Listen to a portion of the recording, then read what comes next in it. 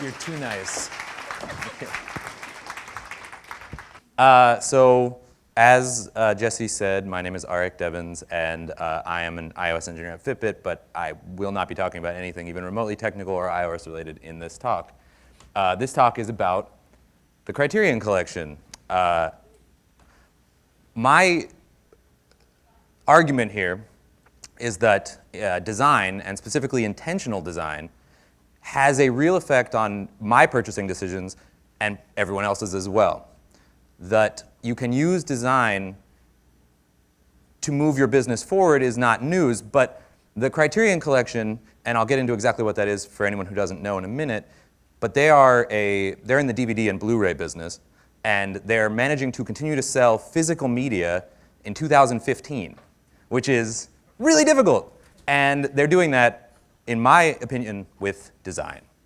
And more importantly, they know who they're selling to. They have an incredibly good knowledge of who their audience is.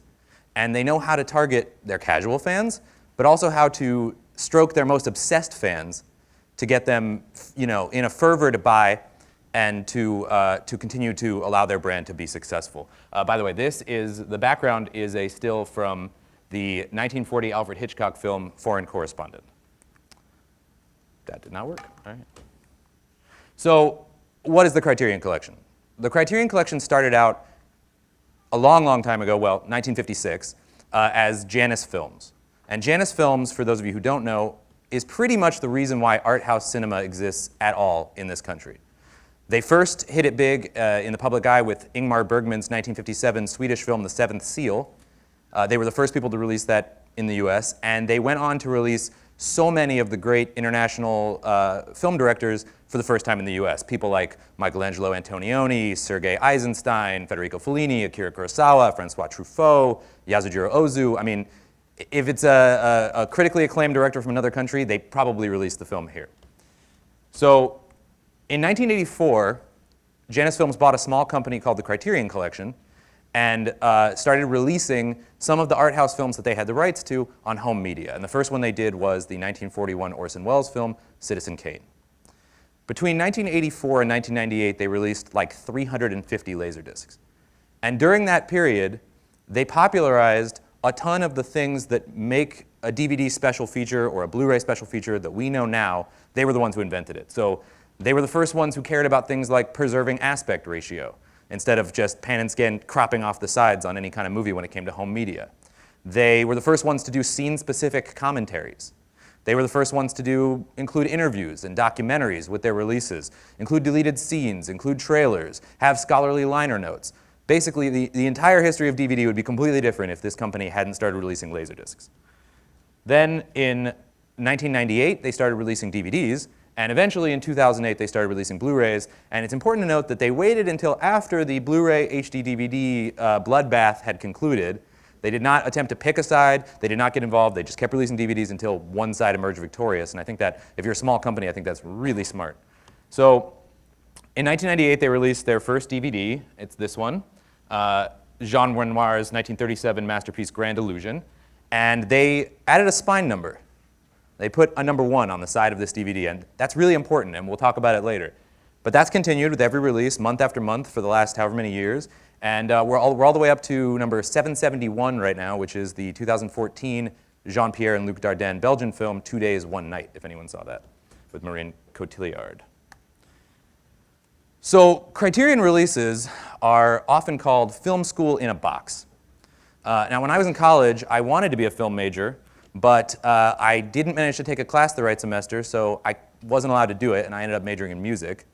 But I've always been fascinated by cinema, but I also felt like I knew nothing. I had no idea about the history of world cinema, and so I decided about 2 years ago that I was going to watch every film in the Criterion Collection and blog about it. And of course I thought, man, I must be the only person doing this. This is awesome. No, there are many people doing it. They started way before me. They are way ahead of me, but it's actually really cool because it's like this weird community. I talk to them all. My Twitter account for this project has like 35 followers, but all of them are other people who blog about Criterion. So I have no reach, but I talk to all the really cool people who do. So it's great. So this, by the way, is a still from the 1934 Frank Capra film, It Happened One Night. So I do all of this on my blog, Cinema Gadfly, and this is a screenshot from my blog from whenever I started this talk, so I guess mid-May. And this is what it looks like. And I do it about once or twice a week, depending on how much free time I have. I've reviewed 130 plus films right now. And I don't think that I write traditional movie reviews. I don't really talk that much about. My girlfriend is always like, "Wow, I don't even know what that movie was about. You didn't even talk about that." Instead, I try to talk about sort of how I felt about the film, or what I thought was historically interesting, or an argument someone's made. And for me, it's more about my own understanding of film and trying to learn from the great pieces of history that I'm watching. But one really important thing about my blog, and I don't make a big deal about this, but it's just for me, is that I only blog about movies that I actually own on physical media. And over the last couple of years, I've amassed kind of a large collection of these things. This slide took forever to make. This is like the first 100 and something of the Blu-rays and DVDs that I own, minus some covers that weren't that nice. And this is a small portion of the ones I've bought. If I were to show you all of them, it'd be, I think, 3 slides like this. And I still only have about half of that 771. I'm in somewhere in the 360s. So you could assume that I watch a lot of old movies. Maybe I really just don't know what year it is. And I think that physical media is still a relevant thing in 2015. But I don't. I know that that's on its way out. So why the hell am I doing this? Well, is there something wrong with me? What's going on? This, by the way, a slide of a still from that film from the previous review, 1923 Harold Lloyd film, Safety Last. So I think we all understand that HD is better than SD, right? That's not a controversial topic. This is a still from that Foreign Correspondent movie in DVD, and this is the same thing in Blu-ray. It's a huge difference, right? It makes a huge difference, especially on a modern television, if you're watching anything of any size. The clarity, it looks better, everything like that. And that's great, but physical media is not the only way to watch a movie in HD, right? I could just watch it on iTunes. Criterion has a selection on iTunes. The price is about what you pay for a used copy of the movie, so I'd actually save quite a bit of money if I did that. And I could rent it for $4 if all I'm doing is reviewing it. So why not? You don't get the special features, but the movie, and it's here. Or, even better, I could watch it on Hulu. The entire Criterion collection, and this is great, like 800 movies, something like that, more than actually is on physical media, is all on Hulu Plus for like $8 a month. And the coolest thing about that is there are no ads for the Criterion collection on Hulu Plus. And that's awesome. And I think that's worth really highlighting, because when Criterion went to Hulu, or rather when Hulu went to Criterion to try to make that deal, Criterion had their own nascent video platform. It wasn't great, but they had one. And more importantly, again, they knew who their audience was. And so when Hulu came and said, we would like to have the Criterion collection on Hulu, they could say, well, that's great, but our audience is not going to tolerate your crappy ad-supported model, no ads. And Hulu had to say, yeah, otherwise no Criterion, right? So Criterion is telling you on Hulu, you're our customer. These movies are for you. Whereas the rest of Hulu is telling you the advertisers are the customer. This is just collateral to get you to be here. So I could watch it on iTunes. I could watch it on Hulu. But as it turns out, that kind of sucks, because Blu-rays are really big. They hold like 50 gigabytes of data at the biggest. And for the movie Foreign Correspondent that we've been showing, 25 gigabytes are used for the film. Whereas on iTunes, because it downloads, it's 4.4 gigabytes, and Hulu, which streams, is 1.3 gigabytes. That's a huge difference. I mean, that's dramatic, right? And especially if you're watching older movies that were not originally digital, that were shot on 35 millimeter film, that makes a huge difference. The grain structure is fetishized by film aficionados everywhere, and it's just completely lost in iTunes or Hulu. And so I could use that as an excuse for why I buy these things, and maybe some people would even buy that, but that's not the answer, because if it was, I could just buy this. And this is a Blu-ray of the same film, Foreign Correspondent. I cheated a little bit. It's a non-US release, as you can see by the title. But man, this case sucks. It's in this horrible blue Blu-ray case, right? That Blu-ray has enforced on every vendor. They're all in these terrible blue cases, right? It's got how many Oscar nominations it had on it. It's got, I think that's something from Cannes. It's got a bunch of names. It's got, and then actually this one is surprisingly good. I could show you ones where it's all stars for different reviewers and just cruddied up with a million things. It's like the Intel Inside stickers are back, right? It's absolutely terrible. These things look terrible. So the film's the same though, right? Like it's the same film inside. If I watch this, it's the same, and the transfer may be better or worse, but it's roughly the same. But so why am I buying the Criterion one? Because this is much, much cheaper. Well, it's because the Criterion one looks like this. And this is from my shelf. I just went into my kitchen and took a picture of it. And you can see that it's night and day, right? The cover is beautiful. It's representing an iconic scene from the film. It was specially commissioned. It's nice artwork. They have, there's a telegram that makes a big point in the film, and they have it as the booklet, right, the back of the booklet. And the covers of the discs and everything. It's this nice cardboard packaging. It's very, very nice. Okay, so you could also say, all right, that's fine. This is a dual format release, which is something they were doing last year, where they have both the Blu-ray and the DVD. And you could say, okay, all right, quality of Blu-ray, packaging, I get it. That's great. But the thing is, I actually also buy the DVDs that Criterion puts out, like this one. This is a 1932 film called Vampire, and it's only available on DVD. So the quality argument of the streaming versus the digital versus the disc, not really there, because DVDs are way, way, way smaller than Blu-rays. The video codec is way, way smaller. So the streaming and the downloads are honestly basically just as good. But look at this. This is gorgeous. Like it comes with the original screenplay. It comes with the book that the screenplay was based on, right? It comes with, in addition to that, it comes with scholarly liner notes. It's in this gorgeous packaging. It's got that cool, creepy cover. Like, how do I not want that on my shelf, right? The packaging is as well thought out as the films, right? They really put a ton of effort into this. Some of them are equal in beauty. Some of them get close, but they're all really trying to match up with the films that they come from. This is Gene Seberg from the Jean-Luc Godard film Breathless. Even when they use plastic cases, which they do a lot of the time, they don't use those cruddy Blu-ray cases, right? They actually went to a case company, Scanovo, and had them make their own custom cases just for them. These clear cases that don't have anything stupid on the top and are a little bit thicker than Blu-ray cases and have a nice heft to them. They have a weight. They're really nice. And these cases don't distract. That blue doesn't look good with anything. Like, it's like the worst color blue. This clear allows them to just focus on the covers themselves. And they often work with very well-known illustrators and designers. Both of these covers are done by a guy named Seth. That's his pen name. His real name is Gregory Gallant. And he's a pretty well-known designer and comic book artist. He's done a bunch of covers for The New Yorker. He did the comic book series Palookaville a long time ago, and the graphic novel It's a Good Life If You Don't Weaken, all of which are great. I love his art style. But they also use some pretty well-known contemporary designers. The one on the left is by Jessica Hische. The one on the right is by Ollie Moss. And actually, with the Ollie Moss one, they just found that minimalist poster series he did. He happened to have done one for a movie they knew they were releasing, and they contacted him and said, hey, can we have you do the actual cover? I mean, how cool is that? They're out there searching for the next generation of designers and bringing them in. And I think it's quite an honor from what I know, to be chosen to do one of the Criterion covers. And so these aren't quite as magnificent as that Foreign Correspondent or Vampire, but they're still way, way better than anything out there. And those other companies, they're going out of business. Like, Criterion is suddenly getting a lot of films that they couldn't get before. Films like evergreen titles, like It Happened One Night, or Tootsie, things like that, where the companies used to put them out themselves, and they would release them over and over and over again all the time.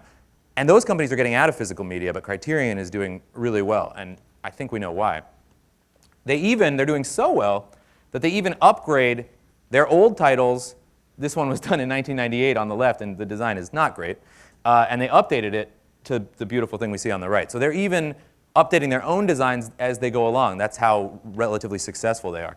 And one thing that I think is really important is that they created a design language to tie it all together, right? They want individuality. They want to highlight these great artists, but they also want everything to feel kind of part of a brand, right? So you can see in the upper left corner, they have what they call the Wacky C, and on the left, they have the year the film came out and the Criterion Collection. And on the backs of these things, they have a similar design situation there, where the information is always presented in the same way and in the same place. So you can always tell, what year it's from, what the aspect ratio is, that kind of thing. And they do the same thing for their menus. The DVD era of menus was chaotic, right? It was, every single thing was super bespoke. Hey. And it was a nightmare to figure out. Half the time you couldn't even figure out where the play button was. So they fixed that by instituting a system. So the thing on the left which actually can pop up over the content while you're playing it, which is really cool. That same sort of structure is on all of their menu designs, but still they all feel completely different. So here's an example of a bunch of them. And you can see that they all have the same design strategy. They're all definitely part of the same brand. They definitely have the same logic and rules, but they all feel very, very different. And I think that's absolutely brilliant. And just as a reminder, the packaging looks like this. And it's just so beautiful. I get these things and I stare at them. I'm like, man, I don't even have time to watch the movie, but I'm just so excited to look at this thing. So that's a lot of it, but it's also the marketing. Like I said earlier, they know their audience. They know who they're selling to, and that makes a huge difference.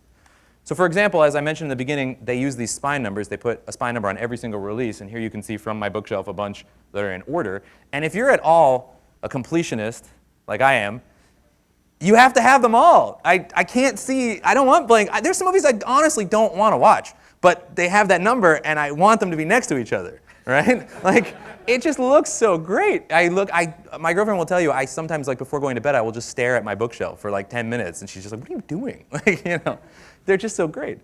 Another thing that they do is that they, a little bit like Apple, they know how to sort of stoke the fervor of their audience. So at the beginning of every year, they publish a drawing like this one. It's called the Wacky New Year's Drawing. And it's hinting at a bunch of movies they're going to release over the next year. And if you go to any of the Criterion web forums, which I do, you will know that people go crazy trying to figure this out. They're suggesting any number of things. And over the year, stuff will come out. So from this drawing, this year already, The Rose has been announced, The Merchant of Four Seasons, The Master Builder, Two Days, One Night, Moonrise Kingdom. You know, a variety of movies have already been announced that make sense out of this drawing, but there's actually a lot of stuff in here that we still don't know. Pretty sure that's Inside Llewellyn Davis on the lower sort of middle left, but we don't know. We'll find out. In addition, they send out a monthly newsletter, and at the bottom right of that newsletter, they publish another clue, and this time it's usually for one that's going to come out in the next month or two. And so this is from the April 2015 newsletter, and it's pretty much telling us that David Lynch's Mulholland Drive is coming to the collection. If anyone remembers that film, that's the exact key from that film. And it'll be out sometime in the next couple months, and that's pretty cool. They also published recently this year a coffee table book of all of the designs for the first 30 years of the collection. So it's got every cover in it. And more than that, it's got like design studies on a lot of them. It'll talk about what they tried that didn't work, alternate drawings, legal considerations. It's amazing how many times they'll get a film and the film contract will state this person's name has to be this much bigger, 12% bigger than this person's name, and you have to have this guy's name, and they'll try to find creative ways to make that work while still having a nice design. And it's absolutely fascinating how they make that work. It's a beautiful book. I highly recommend it. And in addition to that, on their website, they continue to update those kinds of things. So they have a section called The Current on their website where they're continuing to publish new design studies for releases that came out after the book came out, as well as they showcase videos, they've got interviews, they've got additional special features. And I think if I was a betting man, I would suggest that this is how they're going to move, because eventually they are going to have to stop putting things out on discs, I would presume, and this is how they'll do it. They'll start putting stuff out just digitally, but all the special features will kind of live here, which I think will be great.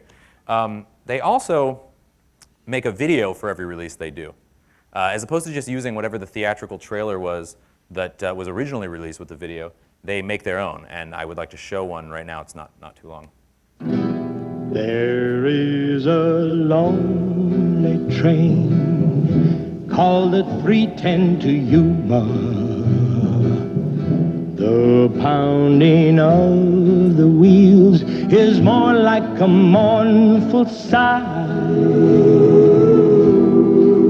There's a legend and there's a rumor. When you take the 310 to Yuma, you can see the ghosts of outlaws go riding by. Mr. Butterfield, we don't aim to bother anybody. We just aim to get what's underneath that tarpon up there. I don't go around just shooting people down. I mean, that isn't nice. Buzzards keep circling the train. I didn't close my eyes once, because you could run away. Why would I want to run away? Why, this is real nice. Real nice. It's all so true, they say. $7,000, you can do everything you've ever dreamed of doing. Don't talk to me for a while, huh?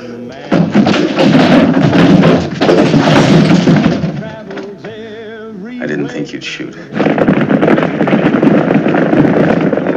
When shall I tell him you're gonna let me go? Tell him you'll write him a letter every day from Yuma.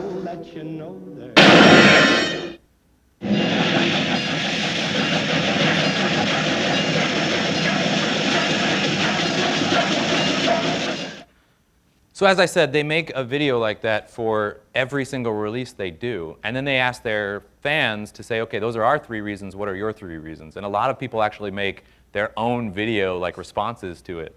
It's awesome. So what does this all mean? Markets for quality is a term, I think, that was coined by my friend Alan Pike, who's here. If it wasn't, he was the first person that I heard it from. And he gave a really incredible presentation about that at Singleton and a couple other places last year. And a market for quality being, a space where people will pay extra for quality, a place where quality matters. And he was mostly talking about that in terms of specialized markets like a prosumer market or things like that. But I think what Criterion shows is that you can also have a market for quality in a commoditized market. Attention to design, attention to detail can still allow you to charge a premium for your products, even when there's something where they're not significantly better than the cheaper alternative, or are, in this case, with physical media, something that the alternative is like way more convenient, way cheaper, the future, things like that. So some other examples of that I think are similar are Leica, right? A Leica M9 is not 2 times better a camera than a Canon 6D, but it costs 2 times more even used, right? Why? Because it looks like that. Harry's. It's a little bit different for this one, right? They're competing with Gillette, but they're competing not just, they're not more expensive. They're competing on price as well. But they're also competing on quality. It's not just that Harry's is a much more reasonable price, which it is.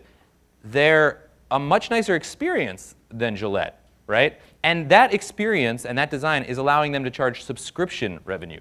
They're getting continued reoccurring revenue in a market where it's like, no, you go to the grocery store once in a while and cringe at how much you have to pay. And finally, near and dear to probably all of our hearts, Apple, right? The iPhone, as much as everyone in this room would argue till we're blue in the face with someone, is not many times better than the leading Android or Windows phones, but it is making most of the money, right? And not only that, it's commanding a ton of the attention. So it gets people to do this. I have never seen a line like this outside of a Microsoft store. And I don't even think there are Google stores, right? And it's because of their attention to quality, their attention to detail, and their attention to design, right? And we can do this too. There's nothing stopping us from doing this too. Quality can help to sell what we would like to sell. It is a thing we can focus on, and it's also just a lot more fun to do, right? So that's my contention, and I hope that you enjoyed listening to it.